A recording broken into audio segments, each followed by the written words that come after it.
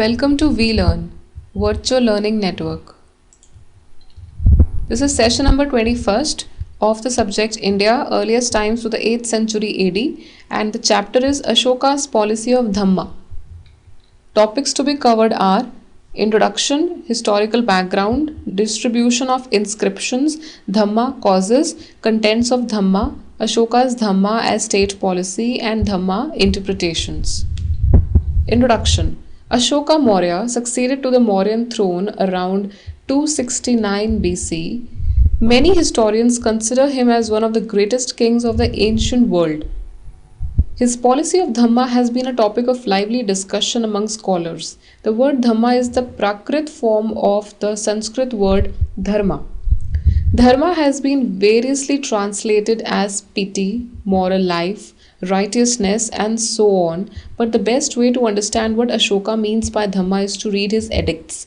The edicts were written primarily to explain to the people throughout the empire the principles of Dhamma. So, to properly understand the principles and what was Dhamma, we should read the edicts written by Ashoka. Historical background, socio-economic background. The Mauryan period witnessed a change in the economic structure of the society. With the use of iron resulting in surplus production, a changeover took place from a simple rural economy to a pattern of economy in which cities and towns also played an important part. So earlier, with the advent of iron, only simple rural economy was there, but there was a shift from that to a pattern of economy in which cities and towns also played an important part. It has been generally argued that the use of the northern black polished ware pottery is an indicator of material prosperity of the period. The northern black polished ware pottery. The commercial classes had also come to the forefront at that particular time. Religious conditions. The Brahmanical holdover society, assiduously built through the later Vedic period, was coming under increasing attack. So the Brahmanical hold over the society that was also coming under the increasing attack. The privileges of the priests, the rigidity of the caste system, and the elaborate rituals were being questioned. The lower orders among the four castes began to favor the new sects. The Vaisyas, who were technically included in the higher category, were treated as inferior to both Brahmins and Kshatriyas. So the way the Brahmanical hold was there over the society, that was also under attack, and the elaborate rituals were also questioned, and also the caste system also began to be questioned. Polity. You have already read that the Mahajanpadas of the 6th century BC marked the beginning of the state system in many parts of India. This means that only a small section of society came to have monopoly of power which they exercised over the rest of the society in various ways and for various purposes. Only a small section of society had monopoly of power over the rest of the society in various ways and for various purposes. There were monarchies in which the king was the supreme authority, and there were Gana Samghas in which the rulers were a group of hereditary Kshatriyas or a member of a clan. So there were monarchies, there were also monarchies in which the king was the supreme authority, and there were Gana Samghas in which the rulers were a group. The rulers who ruled over people, they were a group of hereditary Kshatriyas or the members of a clan. So the hereditary Kshatriyas were made the rulers of the group. Distribution of inscriptions. Ashoka used the medium of his edicts to expound the policy of Dhamma.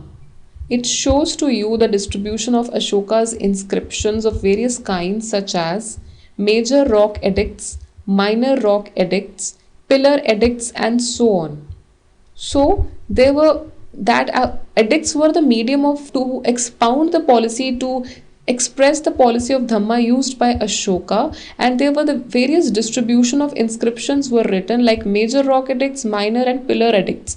Ashoka engraved his views about Dhamma on these edicts, which were meant to be read by people of various areas. In doing so, Ashoka was trying to establish direct communication with his subjects. So to establish direct communication with his people, with his subjects, he was writing, or he was inscripting his principles on those edicts which were to be meant to be read by the people. Dhamma. What were the causes of Dhamma? Ashoka's private beliefs and his own perceptions of how he should respond to the problems of his empire were responsible for the formulation of the policy of Dhamma.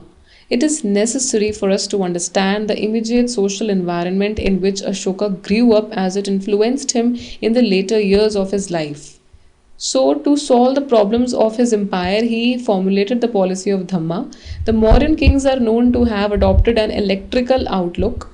Chandragupta took recourse to Jainism in his later years, and Bindusara favored the Ajivikas. Ashoka himself adopted Buddhism in his personal life, though he never imposed Buddhism on his subjects. So, this was about the religious background. He adopted Buddhism, but he never imposed Buddhism on his subjects. Contents of Dhamma. Major Rock Edict 1 declares prohibition of animal sacrifice and holiday of festive gatherings. There should be no animal sacrifice and there would be holiday of festival gatherings, which was written on the Major Rock Edict 1. Major Rock Edict 2 relates to certain measures of social welfare which are included in the working of Dhamma.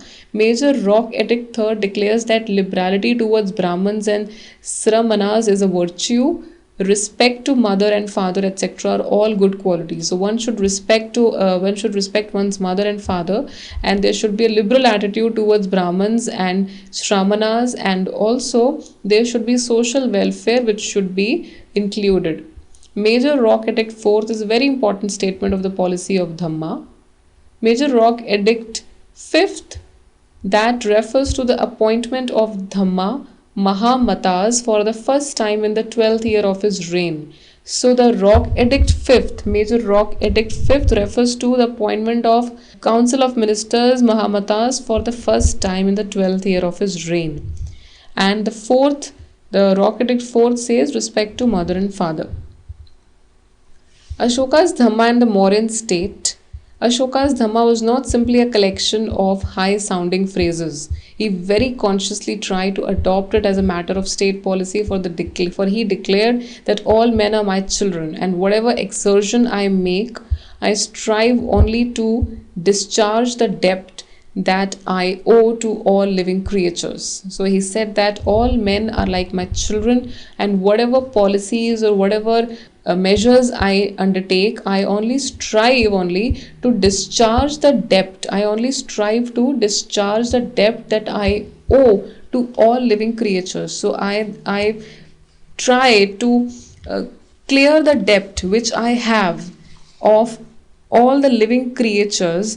I only try to clear the debt which I owe or which I have to give to all the living creatures by making good policies. It was a totally new and inspiring ideal of kingship. So this was a new and inspiring ideal of kingship. In the Arth Shastra, the king owed nothing to anyone. His only job was to rule the state efficiently. Ashoka renounced war and conquest by violence and forbade the killing of many animals. So Ashoka took to peace. He renounced war and conquest. He also, in the initial days, he undertook to violence.